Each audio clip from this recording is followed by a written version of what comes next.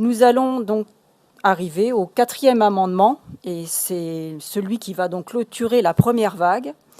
Cet amendement, c'est donc au niveau de son numéro le 213, sa thématique, la mesure de la performance.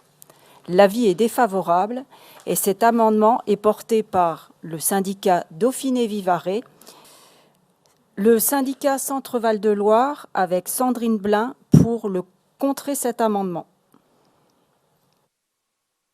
Mesdames, Messieurs les congressistes, le syndicat Dauphiné-Vivarais souhaiterait voir retirer du projet d'orientation l'intention de la fédération de revendiquer une juste prise en compte de la dimension globale dans la mesure de la performance.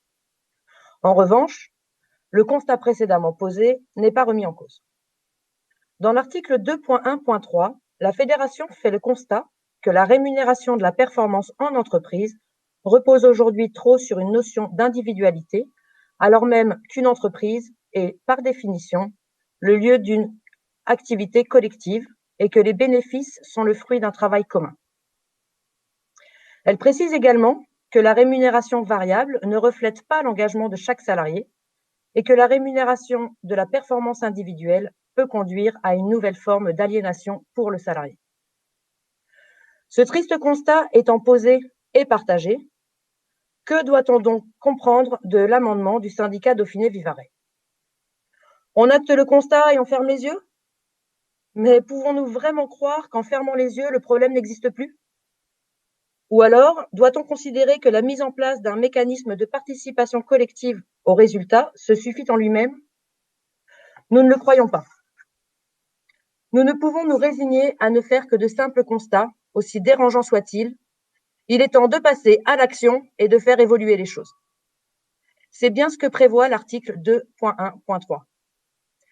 Pour le syndicat Centre-Val de Loire, sauf à vouloir conserver une mesure de la performance individuelle, la suppression de la dernière phrase dans le projet d'orientation est impensable. Nous pensons qu'il est primordial que nos revendications intègrent une notion globale qui vise à réduire les inégalités et permettent une juste redistribution de la richesse produite par la performance collective de l'ensemble des salariés de l'entreprise.